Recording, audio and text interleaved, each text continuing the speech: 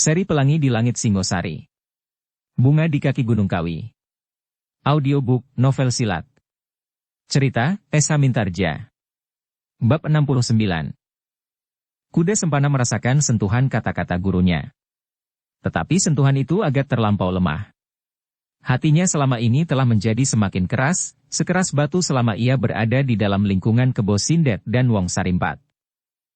Namun Kuda Sempana itu menjawab, "Guru, meskipun seandainya aku ingin kembali mencari jalan lain, aku kira tak ada dunia yang sanggup menerima aku.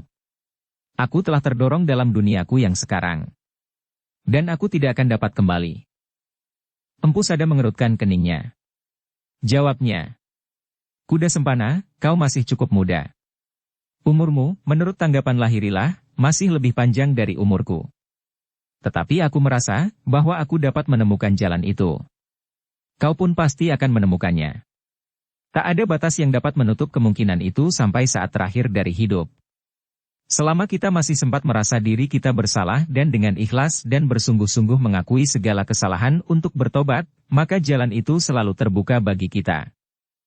Sekali lagi Kuda Sempana merasakan sentuhan kata-kata itu. Secercah goresan yang tipis telah mewarnai perasaannya. Sejenak anak muda itu termenung. Pikirkan Kuda Sempana, sementara itu serahkan Mahisa Agni kepadaku. Aku akan menyelamatkannya. Tidak akan membunuhnya seperti apa yang akan aku lakukan beberapa waktu yang lampau. Ini adalah satu bentuk perbuatan yang bersumber pada penyesalanku itu. Kalau kau sependapat dengan aku maka lakukanlah hal yang serupa. Maka kau akan sampai ke jalan yang kau kehendaki, ke dunia yang kau ragukan apakah masih akan menerima kau kembali. Kuda Sempana masih duduk membeku. Wajahnya menjadi semakin lama semakin tegang, seperti pergolakan yang terjadi di dalam dadanya, semakin lama semakin dahsyat.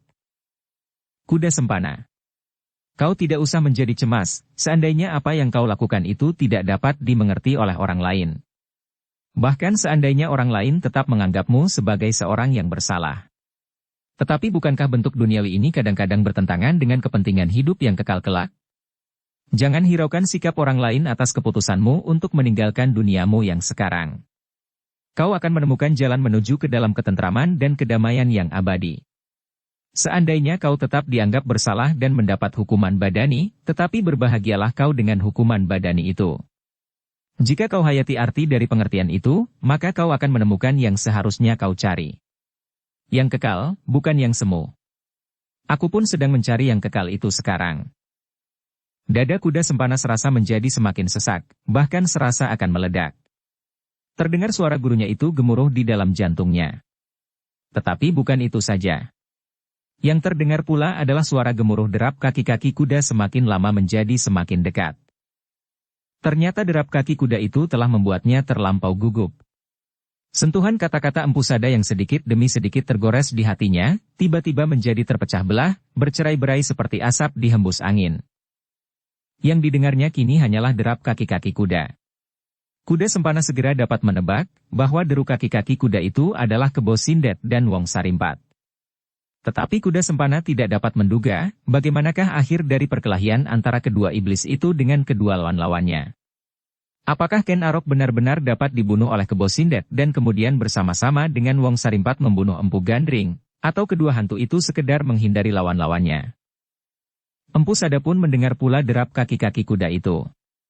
Ditengadahkannya wajahnya dan perlahan-lahan ia berdesis, "Aku kira yang aku dengar adalah derap 2 ekor kuda."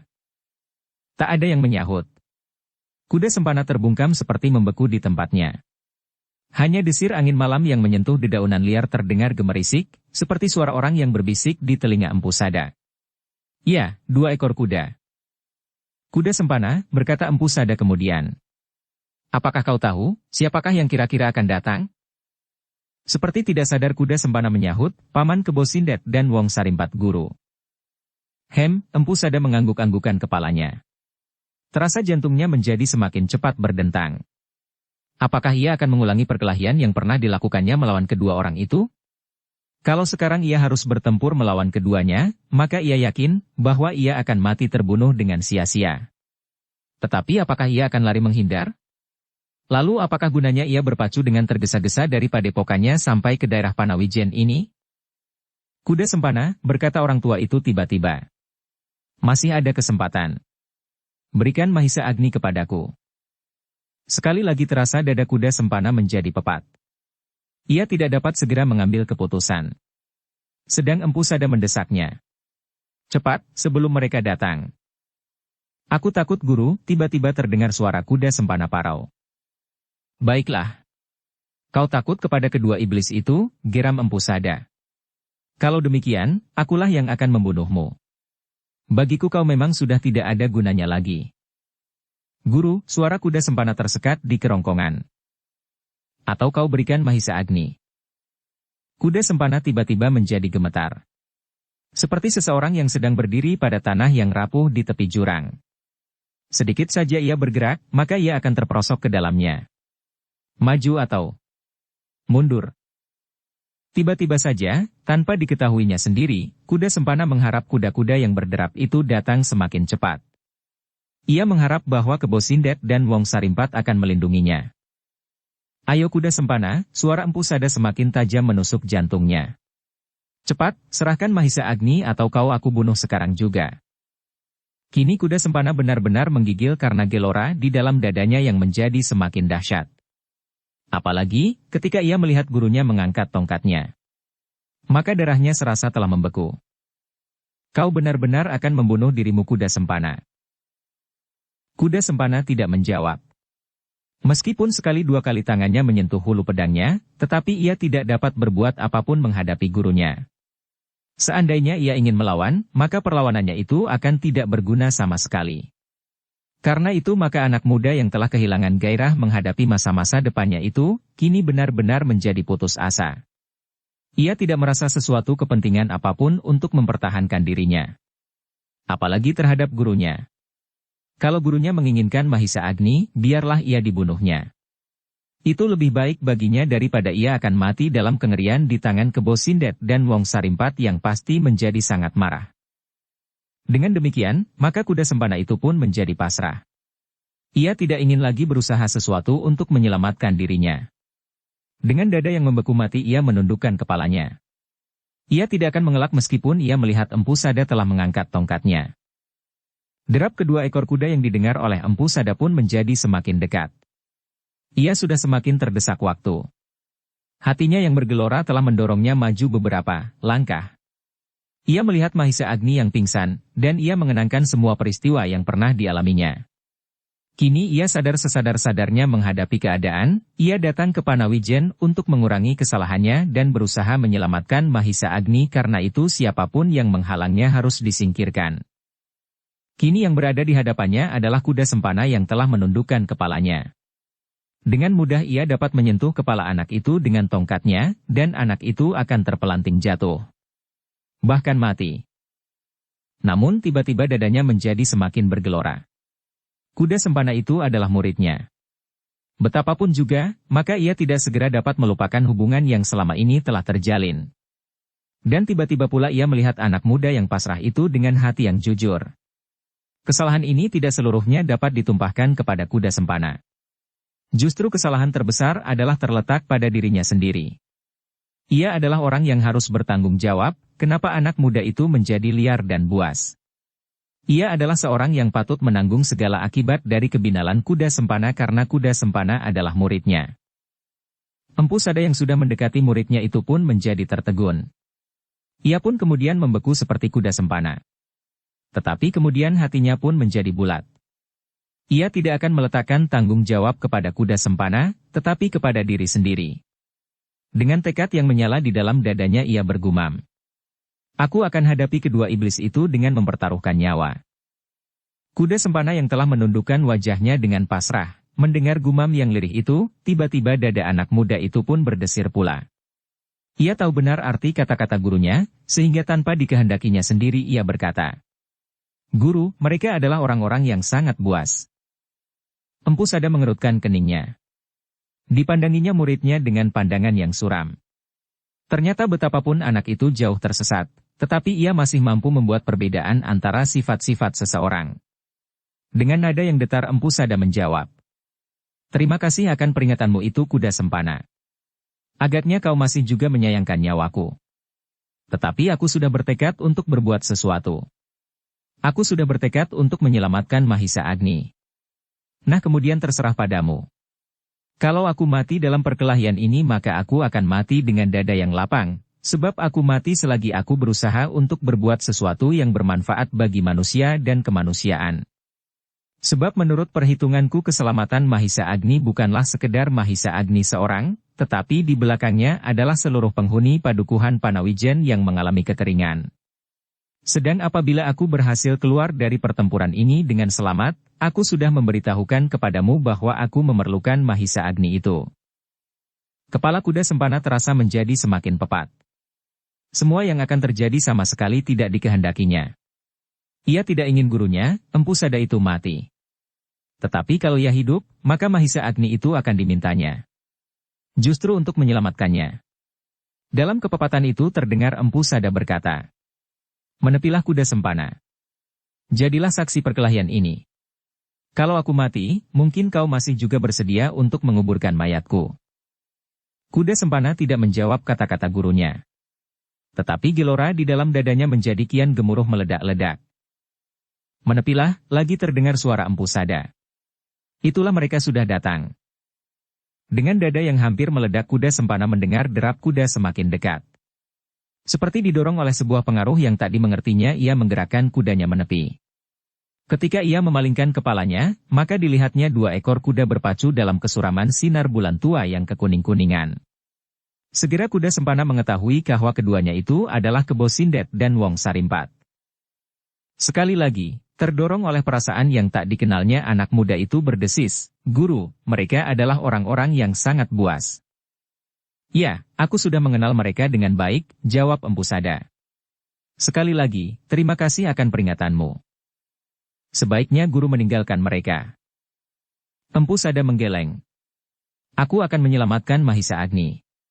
Aku akan berbuat apa saja untuk kepentingan itu. Mungkin aku akan berbuat curang atau berbuat apa saja. Mungkin juga aku akan menjadi sangat licik. Aku tidak peduli lagi akan harga diriku, aku tidak peduli lagi apakah yang akan dikatakan orang atas diriku. Tetapi aku sudah mempertimbangkan masak-masak untuk menyelamatkan Mahisa Agni, maka Empu Sada yang telah penuh dengan noda-noda di sepanjang hidupnya ini sudah tidak berarti, tetapi Mahisa Agni adalah lambang dari masa-masa mendatang, sedang aku adalah cermin dari kerapuhan di masa-masa lalu."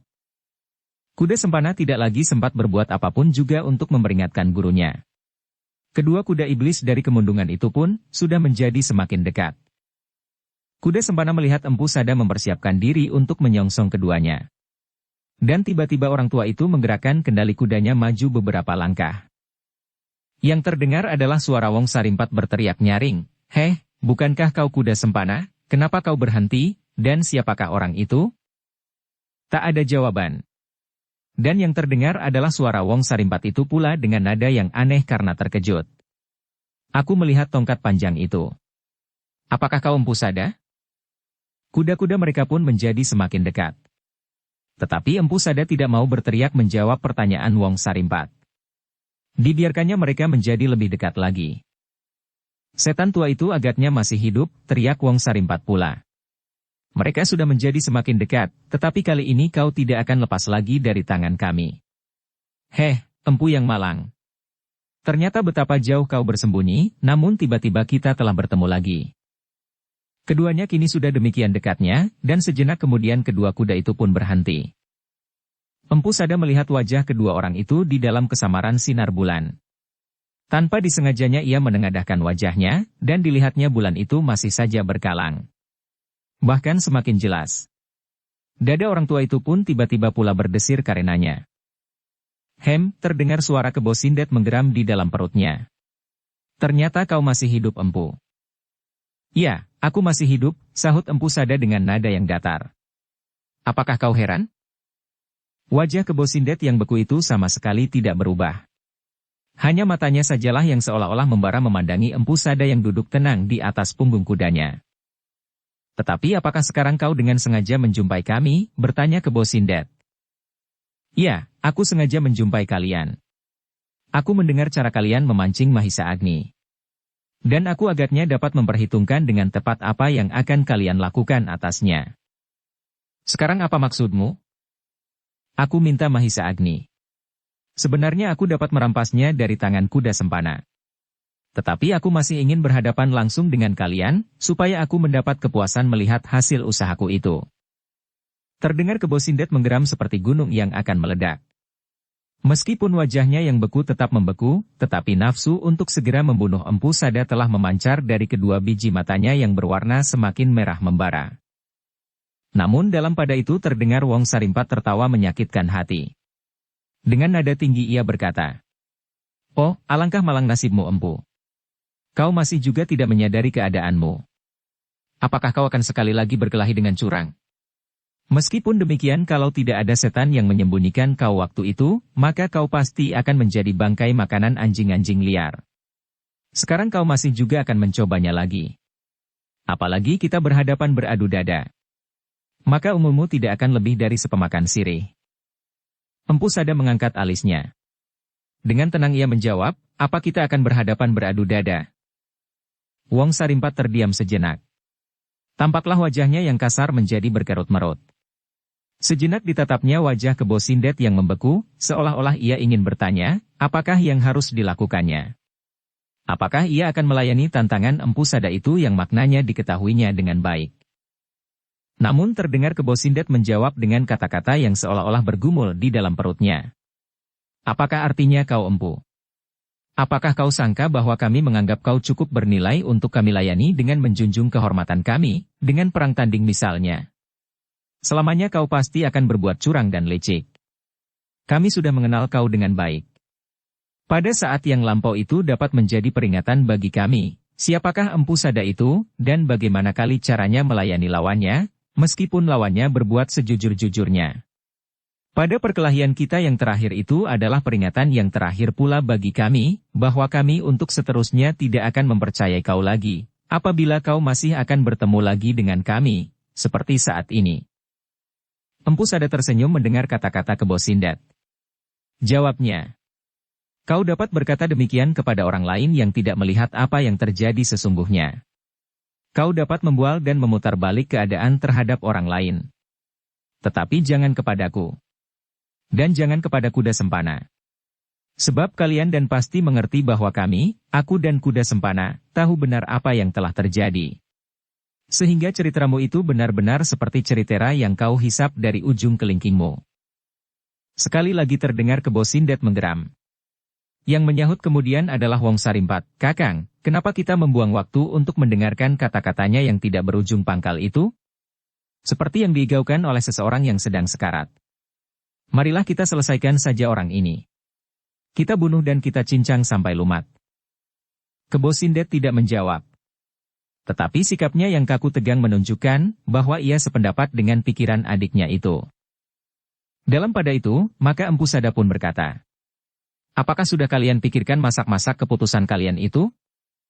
Terdengar Wong Sarimpat tertawa berkepanjangan. Katanya, "Oh, ternyata kau sudah mulai ketakutan. Agaknya kau mengharap bahwa kau akan dapat mencoba mengungkat harga diri kami, dan kemudian dengan licik akan kau manfaatkan. Sekarang empu yang malang, kau tidak akan dapat lepas lagi dari tangan kami. Nyawamu benar-benar sudah berada di ujung ubun-ubun. Sebenarnya bagimu lebih baik kau menyerah saja, dan kau akan mati dengan cepat tanpa merasakan lelah lebih dahulu, daripada kau harus bertempur mati-matian, namun akibatnya tidak akan berbeda. Sebab kali ini kami sudah tidak akan," tiba-tiba kata-kata Wong Sarimpat itu terputus. Ternyata Empu Sada melakukan apa yang dikatakannya. Untuk menyelamatkan Mahisa Agni, apapun akan dikorbankannya. Nyawanya, kehormatannya dan apa saja. Kali ini Empu Sada menyadari betapa ia berlaku licik. Tetapi ia sudah tidak mempertimbangkannya lagi. Dengan serta-merta selagi Wong Sarimpat tertawa berkepanjangan sambil berkata dengan sombongnya, tiba-tiba orang tua itu melepaskan sebilah keris kecil, hampir sekecil kelingkingnya. Demikian cepat dan tiba-tiba, serta dilambari tenaga Empu Sada yang sedang diamuk oleh kebencian, dendam, kemarahan dan segala macam perasaan, dan bahkan lebih daripada itu adalah perasaan bersalah atas tertangkapnya Mahisa Agni, maka tenaga lontarannya pun seakan-akan menjadi berlipat ganda. Kedua iblis dari kemundungan itu terkejut bukan kepalang. Sekali lagi mereka didahului oleh kelicikan Empu Sada. Kebo Sindet yang berwajah beku itu pun tampak menggerakkan dahinya sambil berteriak. Sarimpat, hindari senjata itu. Wong Sarimpat pun melihat sebilah keris yang kecil itu meluncur ke arahnya. Tetapi demikian tiba-tiba. Hanya karena kelincahan dan pengalaman yang tidak terhitung itulah, maka ia dapat menghindarkan senjata itu menembus dada langsung menghunjam ke jantungnya. Namun meskipun demikian, senjata itu masih juga mengenai pangkal lengan kirinya. Terdengar orang itu mengaduh pendek, namun kemudian terdengar ia mengumpat dengan kata-kata yang kotor. Tetapi sekali lagi Wong Sarimpat harus menutup mulutnya ketika dengan dahsyatnya Empu Sada menyerang tanpa mengucapkan kata-kata apapun. Kali ini tongkat panjangnya menyambar dengan cepatnya, seperti lidah api meloncat di udara. Namun sekali lagi Empu Sada berbuat curang. Ternyata ia tidak menyerang lawannya, tetapi ternyata tongkatnya menyambar kaki kuda Kebo Sindet. Kuda itu terkejut bukan kepalang. Terdengar ia meringkik tinggi, namun sejenak kemudian kuda itu pun robohlah ke tanah. Setan licik, teriak Wong Sarimpat sambil meraba pangkal lengannya. Terasa cairan yang hangat meleleh dari lukanya, kini ia melihat Kebo Sindet tidak berkuda lagi. Tetapi meskipun demikian, ia merasa mendapat kesempatan untuk mencabut keris yang hampir tenggelam sampai ke hulu itu dari pangkal lengannya. Kebo Sindet yang terpaksa meloncat dari kudanya menjadi marah bukan buatan. Sekilas ia melihat kudanya bergetar, namun sejenak kemudian didengarnya kuda itu meringkik-ringkik. Agaknya kakinya terasa demikian sakitnya, sehingga kuda itu tidak lagi mampu berdiri. Sambil menggenggam goloknya erat-erat Kebo Sindet itu menggeram. Kau benar-benar setan yang licik. Pengecut yang tidak punya malu. Apakah kau sangka caramu itu cukup bernilai untuk mendapat pelayanan yang jujur? Sekarang aku pun akan berbuat apa saja untuk membunuhmu. Kini Empu Sadalah yang tertawa. Sambil memutar kudanya ia berkata, lakukan apa saja yang dapat kau lakukan, aku pun akan berbuat serupa licik, pengecut, curang dan apa saja. Kita adalah orang-orang dari daerah yang hitam. Dari daerah yang penuh dengan noda. Di mana tidak ada lagi ukuran yang dapat memberi penilaian terhadap apa yang kita lakukan. Tak ada lagi ikatan-ikatan dan keharusan, apalagi tata kesopanan. Kebo Sindet dan Wong Sarimpat. Kita adalah binatang-binatang liar yang buas yang hidup di tengah-tengah rimba yang lebat. Jangan menyebut-nyebut lagi tentang kelicikan, kecurangan, pengecut dan sebagainya. Itu adalah sandangan kita. Itu adalah sikap dan sifat-sifat yang memang kita miliki sejak lama. Ayo, sekarang, marilah kita berbuat apa saja. Setan alas, Kebo Sindet itu mengumpat, aku terima tantanganmu Empu. Kita akan berbuat apa saja. Empu Sada tidak menunggu Kebo Sindet itu mengatupkan mulutnya. Kudanya segera meluncur seperti anak panah menyerang iblis dari kemundungan itu. Tetapi kali ini Kebo Sindet sudah bersiap menerimanya. Goloknya yang besar segera berputar. Ia ingin berbuat seperti Empu Sada, menjatuhkan kuda lawannya. Tetapi ternyata tongkat Empu Sada lebih panjang dari goloknya, sehingga ia tidak sempat maju lebih dekat lagi pada kuda lawannya itu. Bahkan ia melihat ujung tongkat Empu Sada menyambar kepalanya, sehingga dengan demikian ia harus menangkisnya. Terjadilah benturan antara keduanya, dan keduanya merasakan betapa kekuatan lawannya terpusat pada senjata-senjata itu, dilambari oleh kemarahan dan nafsu yang hampir tak terkendali. Sementara itu Wong Sarimpat sedang sibuk berusaha menarik keris yang menghunjam di pangkal lengannya. Terdengar ia berdesis di atas punggung kuda. Ketika ia melihat kakaknya bertempur dengan gigihnya, maka ia merasa aman untuk melakukannya. Sambil memejamkan matanya Wong Sarimpat menjepit hulu keris yang hanya mencuat tidak lebih dari sejari itu, dengan kedua ujung jarinya. Perlahan-lahan ditariknya keris itu sambil berdesis menahan sakit. Namun kadang-kadang mulutnya masih juga sempat mengumpat-umpat dengan kotornya. Iblis laknat, orang itu berteriak ketika ia berhasil menarik keris itu dari pangkal lengannya. Tetapi sejenak kemudian sekali lagi ia menyeringai kesakitan. Darah yang merah kehitam-hitaman kemudian bergumpal-gumpal meleleh dari luka yang tidak seberapa besar itu. Wong Sarimpat itu mengangkat wajahnya ketika ia mendengar suara Empu Sada. Kerisku mengandung warangan yang tajam Sarimpat. Kau lihatlah darahmu dengan saksama. Aku sudah mengira, teriak Wong Sarimpat sambil melihat Empu Sada itu bertempur terus melawan kakaknya. Tetapi Empu Sada yang berada di punggung kuda itu masih juga mempunyai kesempatan lebih banyak. Kebo Sindet, seakan-akan hanya dapat menunggu serangan-serangan yang datang menyambar-nyambar. Tetapi ia tidak banyak mendapat kesempatan untuk menyerang lawannya, karena setiap kali kuda Empu Sada itu menyambar, lalu dengan cepatnya berlari menjauh untuk kemudian berputar dan sekali lagi menyambarnya dengan dahsyat seperti badai.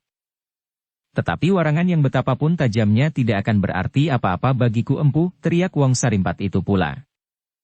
Empu Sada yang mendengar teriakan itu sempat berpaling. Dalam kesuraman cahaya bulan yang redup ia melihat Wong Sarimpat mengambil sebilah pisau. Dengan pisau itu ia melukai pangkal lengannya sendiri di sekitar lukanya karena keris Empu Sada, sehingga dengan demikian darah yang merah segar menjadi semakin banyak mengalir. Tak ada gunanya, berkata Empu Sada. Sentuhan warangan itu dengan setetes darahmu telah cukup membuatmu beku. Tetapi Empu Sada itu pun kemudian melihat Wong Sarimpat menelan segumpal obat ramuan pencegah racun. Sambil menelan orang itu masih juga mengambil ramuan yang lain untuk diusapkan pada lukanya, sehingga luka itu terasa agak menjadi dingin. Oh, iblis itu benar-benar telah mempersiapkan diri untuk menghadapi setiap kemungkinan, geram Empu Sada di dalam hatinya. Dalam pada itu ia mendengar Wong Sarimpat berteriak. Tak ada racun yang dapat membunuh Wong Sarimpat, katanya. Aku sudah menemukan obat untuk mengobati segala macam warangan dan racun karena gigitan ular sekalipun. Bahkan sengatan lebah biru dari kaki Gunung Semeru. Apalagi sejenis waranganmu yang tidak berarti apa-apa itu bagiku. Empu Sada tidak menyahut. Ia memang melihat lamat-lamat darah semakin banyak mengalir. Dengan demikian, maka racun itu pun akan dapat dipunahkannya. Tetapi meskipun demikian, ia telah berhasil melukai Wong Sarimpat. Luka yang kemudian dibuat menjadi besar oleh orang itu sendiri. Mengalirkan darah dari tubuhnya, berarti mengurangi kekuatan tubuh itu dan daya tahannya. Sejenak kemudian Wong Sarimpat yang merasa bahwa racun Empu Sada sudah tidak berbahaya lagi bagi tubuhnya, segera melumuri lukanya itu dengan semacam obat yang lain, obat yang dapat menghentikan arus darahnya. Kemudian terdengar Wong Sarimpat itu tertawa. Digerakkannya kudanya beberapa langkah maju. Katanya di antara suara tertawanya yang menyakitkan hati. Sekarang aku sudah selesai Empu. Aku akan berkelahi bersama Kakang Kebo Sindet, dan kau pun akan segera mati terbunuh. Begitu? Empu Sada sama sekali tidak menjawab kata-kata Wong Sarimpat. Ia sedang berusaha untuk menekan Kebo Sindet selagi ia masih mendapat kesempatan. Kudanya masih saja menyambar-nyambar seperti burung elang di udara. Tetapi Kebo Sindet bukanlah seekor anak ayam yang ketakutan melihat elang. Dengan garangnya ia menyambut setiap serangan seperti seekor harimau yang kelaparan. Demikianlah pertempuran itu semakin lama menjadi semakin dahsyat. Keduanya adalah orang-orang sakti yang sukar dicari bandingnya. Adalah suatu keuntungan bagi Empu Sada bahwa kelincahan kudanya dapat membantunya mempersulit kedudukan lawannya. Meskipun demikian Empu Sada masih juga belum mendapat kesempatan untuk berbuat banyak. Wong Sarimpat yang telah selesai mengobati luka-lukanya itu tidak segera masuk ke dalam perkelahian. Ia melihat kakaknya masih akan dapat bertahan seorang diri. Dibiarkannya tubuhnya menjadi lebih baik dan kuat setelah beberapa saat ia harus berjuang untuk melawan racun. Bahkan Wong Sarimpat itu kemudian mendekati kuda sempana yang melihat perkelahian itu dengan mata tanpa berkedip, tetapi dengan jantung yang berdegupan dengan gemuruh. Anak muda itu terkejut ketika Wong Sarimpat menggamitnya, "Heh kuda sempana. Kau lihat perkelahian itu?" Kuda sempana mengangguk. "Katakan, siapakah yang bakal menang?" Kuda sempana terbungkam. Ia tidak dapat menjawab pertanyaan itu. Ia mengharap gurunya tidak mati, tetapi ia mengharap pula bahwa Kebo Sindet akan melindunginya dari keinginan gurunya untuk menyelamatkan Mahisa Agni. Meskipun ia tidak lagi dapat mempertimbangkan apa yang sebaiknya dilakukan atas Mahisa Agni, tetapi kini yang dipikirkannya adalah bahwa Mahisa Agni itu akan selalu merupakan hantu baginya di masa-masa mendatang apabila ia masih akan tetap hidup. Mahisa Agni akan selalu membayanginya dengan penuh dendam dan kebencian. Karena itu, maka baginya kini, lebih baik apabila Mahisa Agni itu lenyap saja sama sekali. Karena kuda sempana tidak menjawab, maka berkatalah Wong Sarimpat. Mungkin kau tidak cukup mampu menilai perkelahian itu kuda sempana. Baiklah aku beritahu bahwa keduanya dalam keadaan seimbang. Kelebihan Empu Sada hanyalah terletak pada kudanya itu. Meskipun demikian kudanya itu pun tidak akan banyak menolong, sebab segala macam geraknya mau tidak mau harus diperhitungkan pula dengan setiap kemungkinan yang dilakukan oleh kudanya, sebab kuda itu mempunyai otaknya sendiri. Kalau kuda itu tidak mempunyai otak dan kemauan sendiri, maka Empu Sada pasti akan segera memenangkan perkelahian itu. Kuda Sempana masih saja berdiam diri. Tetapi, Wong Sarimpat meneruskan. Aku akan segera terjun ke dalam arena. Nah, kau akan dapat mempertimbangkan, apakah yang kira-kira akan terjadi. Mungkin kau tidak akan sampai hati melihat gurumu mati terbunuh, bahkan untuk meyakinkannya, mungkin aku akan mencincangnya. Kuda Sempana sama sekali tidak menjawab. Nah, Wong Sarimpat berkata lebih lanjut. Apakah kau akan menyaksikannya? Apakah kau akan pergi lebih dahulu membawa Mahisa Agni itu ke Kemundungan? Atau kau akan mencoba berbuat sesuatu? Kuda Sempana seolah-olah telah benar-benar membeku di atas punggung kudanya. Karena itu ia sama sekali tidak menjawab. Jangan takut kepada Mahisa Agni. Urat nadinya terganggu karena sentuhan tangan Kakang Kebo Sindet. Ia akan menjadi sadar, apabila Kakang Kebo Sindet menghendakinya. Kuda Sempana masih tetap mengatupkan mulutnya. Kau menjadi bisu agaknya. Baiklah. Duduk sajalah di situ. Wong Sarimpat itu pun kemudian memutar kudanya. Kini ia melihat perkelahian antara kakaknya melawan Empu Sada telah bergeser beberapa langkah.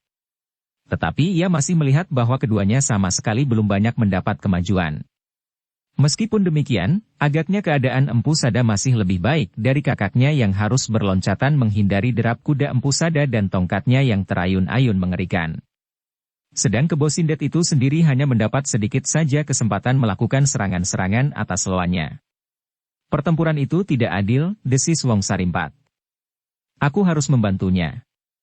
Tetapi orang itu tidak pernah mempertimbangkan bahwa untuk melawan mereka berdua adalah perbuatan yang tidak adil pula. Demikianlah, maka Wong Sarimpat itu perlahan-lahan mendekati arena perkelahian. Ia melihat sekali-sekali kakaknya terpaksa meloncat jauh-jauh surut. Sekali-sekali bahkan ia terdorong dengan kerasnya. Namun meskipun demikian, Kebo Sindet masih juga tetap memberikan perlawanan yang sengit. Wong Sarimpat itu pun kemudian berhenti beberapa langkah dari titik pertempuran. Dia matinya keadaan dengan seksama, seperti seorang saksi yang sedang memperhatikan sebuah perang tanding yang seru.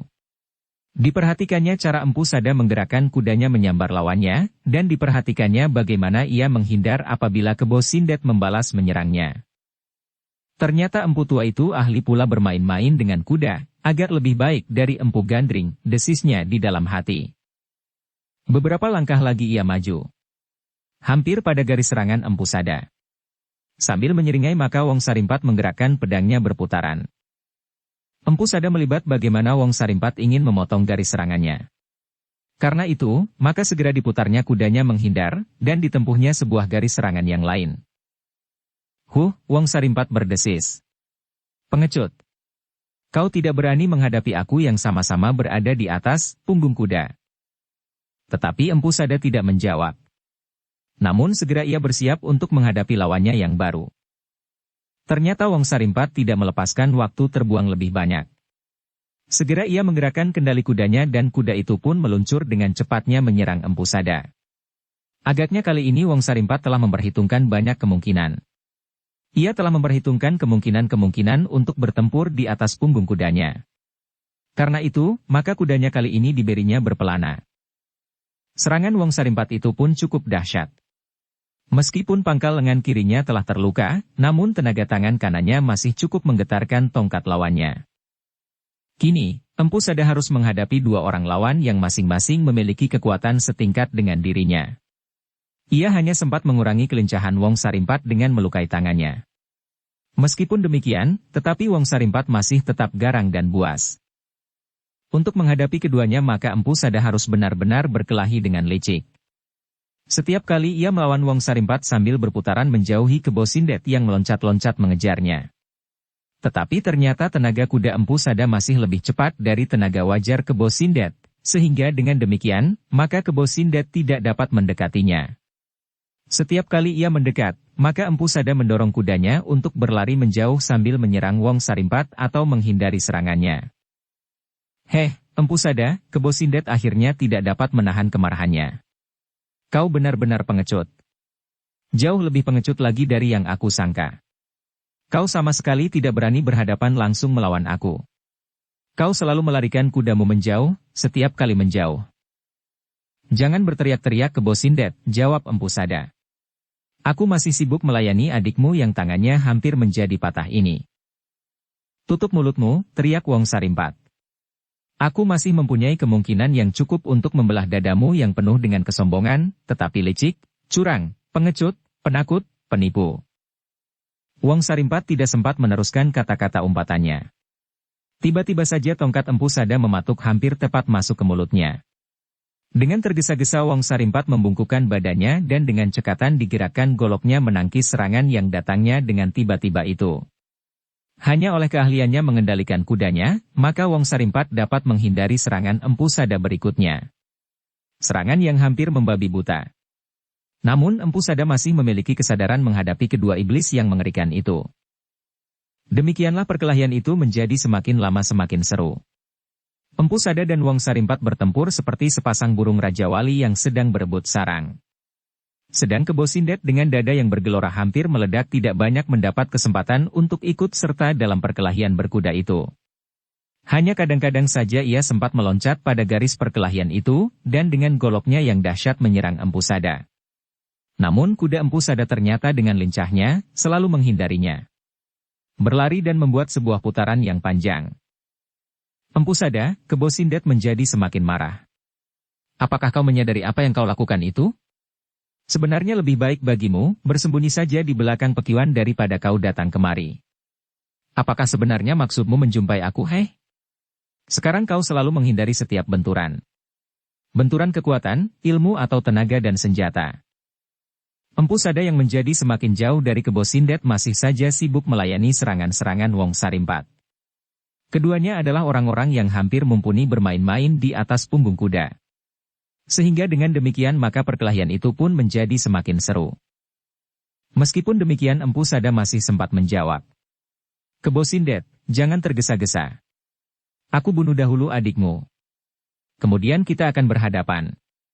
Dan aku akan segera turun pula dari kudaku. Persetan, teriak Wong Sarimpat. Mulutmu sama sekali tidak berarti lagi bagi kami. Mampuslah kau orang tua yang tidak tahu diri. Kuda Sempana yang membeku di atas punggung kudanya melihat perkelahian itu dengan hati yang bergolak dengan dahsyatnya, seperti badai yang mengamuk di dalam dadanya. Gemuruh seolah-olah akan merontokkan tulang-tulang iganya. Gurunya adalah seorang yang dikenal dan dikaguminya sejak lama.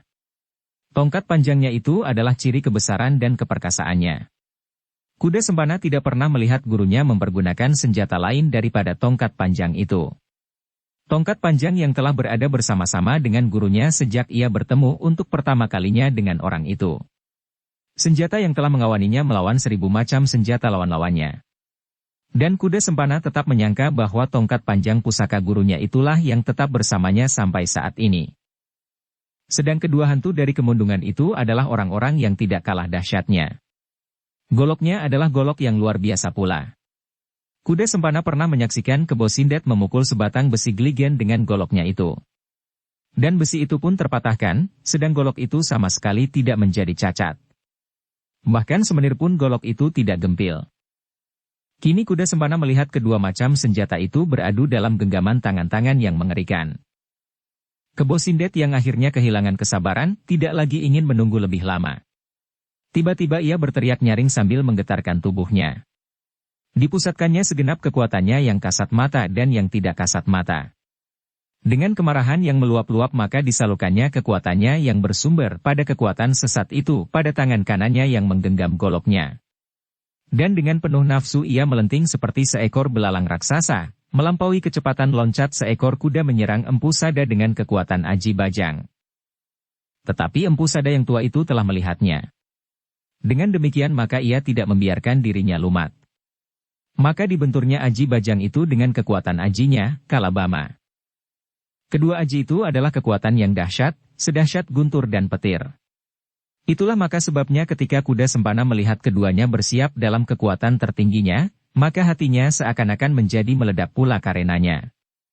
Hampir ia berteriak, tetapi suaranya tidak terdengar oleh siapapun. Bahkan oleh dirinya sendiri. Sementara itu Wong Sarimpat pun mengerutkan keningnya. Dibiarkannya kakaknya membenturkan aji bajang. Ia yakin bahwa kekuatan Aji Bajang sedemikian dahsyatnya, sehingga hampir tak dapat dibayangkan akibatnya. Meskipun Wong Sarimpat tahu pula bahwa Empu Sada pun pasti memiliki simpanan kekuatan, namun setidak-tidaknya Aji Bajang tidak akan dapat dikalahkan. Hanya setan dari Tumapel itu yang tidak lumat karena Aji Bajang, desis Wong Sarimpat. Tetapi apabila Aji Bajang itu diulang, maka prajurit Tumapel yang sombong itu pasti akan menjadi debu. Dalam pada itu, kuda sempana yang benar-benar membeku itu melihat Kebo Sindet meloncat seperti petir menyambar di langit. Namun dalam pada itu ia melihat Empu Sada seperti sebuah gunung karang yang kokoh kuat, yang tak tergetarkan oleh petir yang betapapun dahsyatnya. Demikianlah maka Empu Sada segera menyongsong Kebo Sindet. Kali ini dihempaskannya segenap kekuatannya pada tongkat panjangnya. Apapun yang akan terjadi.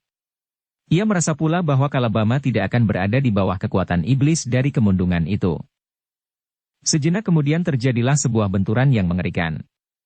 Demikian kerasnya, sehingga bunga api memercik di udara, meloncat dari kedua senjata yang sedang beradu. Sesaat mereka yang menyaksikan benturan itu dicengkam oleh ketegangan yang memuncak. Seperti mereka pun ikut pula dalam benturan yang dahsyat itu.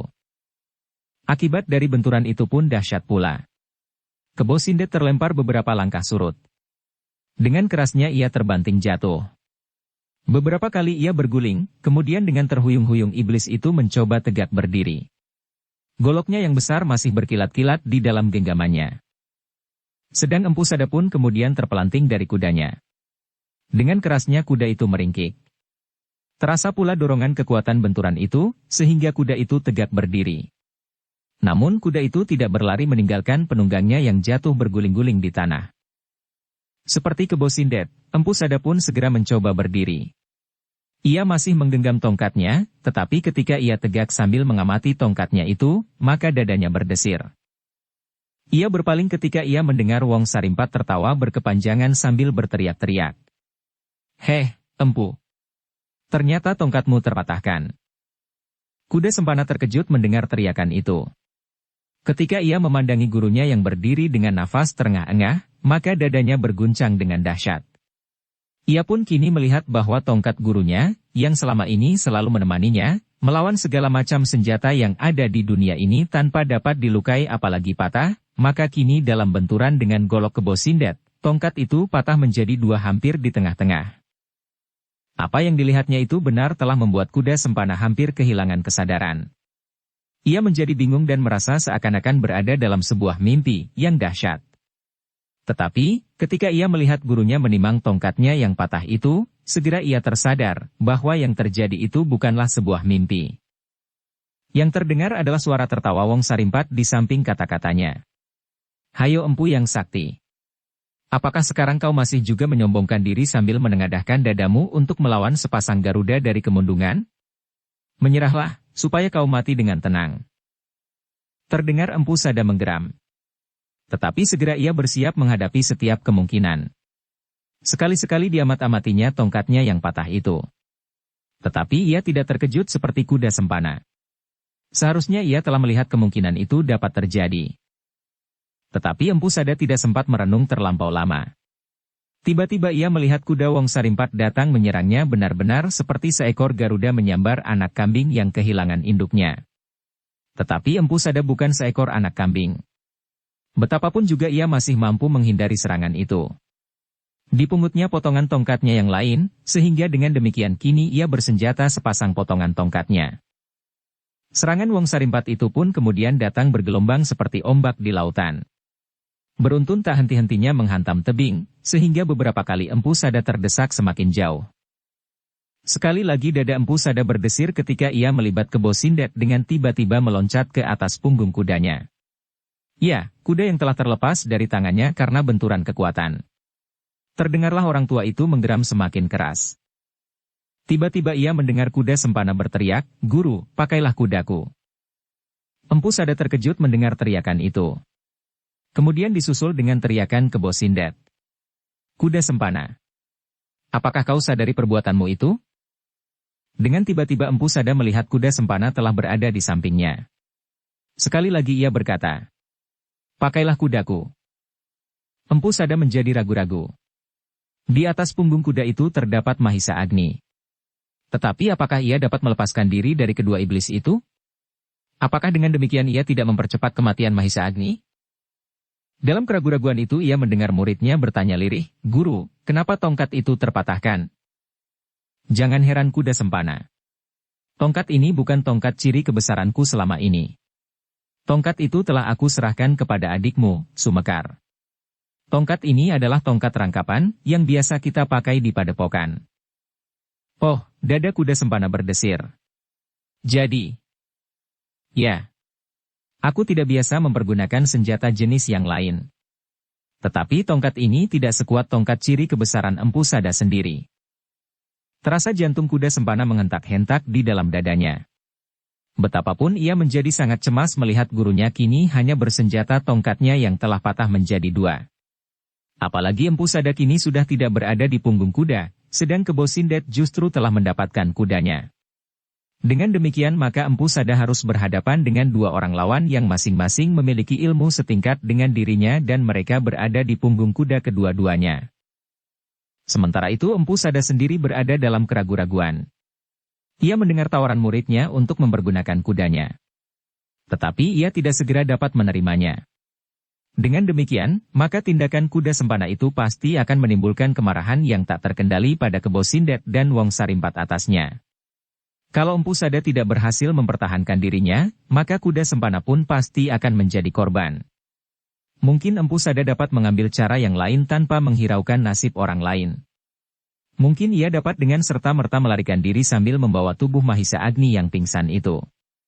Tetapi dengan demikian ia pasti akan mengorbankan Kuda Sempana. Ia berhasil menyelamatkan satu nyawa, tetapi ia akan mengorbankan nyawa seorang yang lain.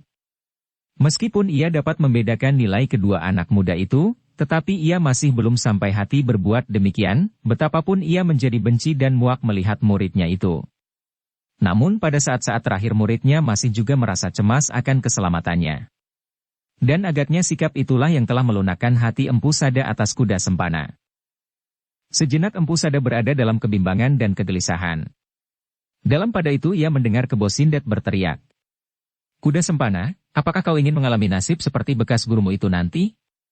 Kalau kau mengurungkan niatmu memberikan kudamu kepada setan tua itu, maka aku akan memaafkan kesalahanmu." Kuda Sempana tidak menjawab.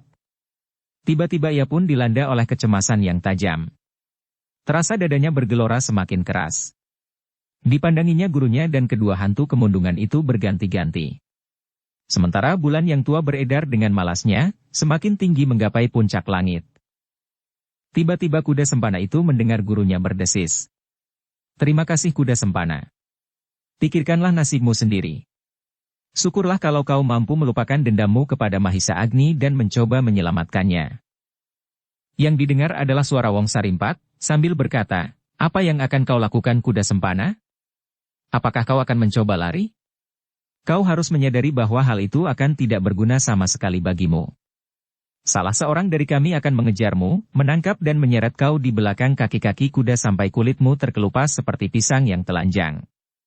Apakah kau pernah membayangkan betapa pedihnya luka-luka itu apabila disentuh oleh air asam atau air jeruk dan garam?" Bulu-bulu Kuda Sempana meremang mendengar ancaman itu. Baik Kuda Sempana maupun Empu Sada merasa bahwa hal yang demikian itu sebenarnya dapat terjadi atas Kuda Sempana apabila ia melanggar perintah kedua iblis itu. Kebo Sindet dan Wong Sarimpat sebelumnya akan dapat berlaku apa saja atas seseorang yang mengecewakannya.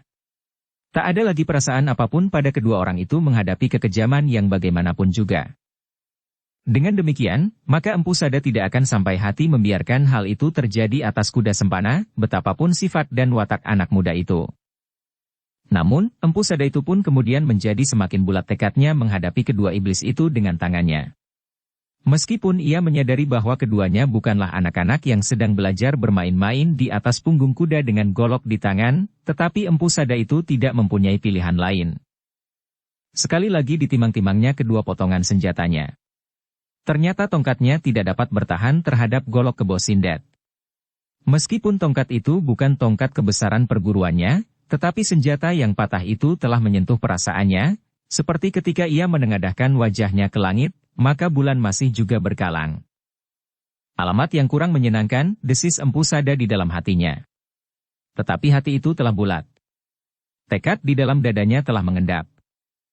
Aku akan bertempur sampai aku tidak mampu lagi menggerakkan tubuhku, katanya di dalam hati. Aku akan mempertaruhkan nyawaku untuk menenteramkan perasaanku. Kematian yang demikian adalah kematian yang paling menyenangkan. Dan tiba-tiba Empu Sada itu berkata, "Minggirlah kuda sempana. Jangan pikirkan aku lagi." Tetapi Empu sekarang tidak bersenjata lagi. Bagaimana Empu akan melawan keduanya? Dengan wajah yang tegang Empu Sada memandangi kedua potongan tongkatnya sambil berdesis. Aku mengharap bahwa aku dapat mempergunakannya. Dan tiba-tiba saja, tanpa diduga-duga oleh siapapun, baik oleh kuda sempana maupun oleh Kebo Sindet dan Wong Sarimpat, maka Empu Sada dengan serta-merta melemparkan sepotong dari potongan tongkatnya itu. Demikian keras dan tiba-tiba sehingga Wong Sarimpat tidak sempat untuk berbuat sesuatu. Ia melihat tongkat itu meluncur ke arah pahanya. Demikian cepatnya. Betapapun ia cakap mengendalikan kudanya, tetapi kali ini ia tidak sempat apa-apa. Ia hanya mampu menghindarkan pahanya dari sambaran potongan tongkat Empu Sada. Namun kedudukannya kurang menguntungkannya. Tongkat itu menyambar dari sisi sebelah kiri. Meskipun tangan kirinya tidak kalah cepatnya menggerakkan goloknya dari tangan kanan, tetapi goloknya saat itu berada di tangan kanannya sehingga Wong Sarimpat itu tidak pula sempat menangkis dengan mempergunakan goloknya. Sehingga, yang terjadi sangat mengejutkannya. Terdengar kuda Wong Sarimpat itu memekik tinggi kemudian jatuh terbanting di tanah. Di lambung kuda itu menancap potongan tongkat Empu Sada menembus tubuhnya. Wajah Kebo Sindet yang beku sebeku wajah mayat itu tampak berkerut melihat kejadian itu. Sejenak ia terpukau di tempatnya dengan desah nafas yang memburu semakin cepat. Terdengar ia menggeram dalam nada yang berat. Bersambung ke bab 70. Dukung kami dengan subscribe, follow, like, komen dan share. Terima kasih.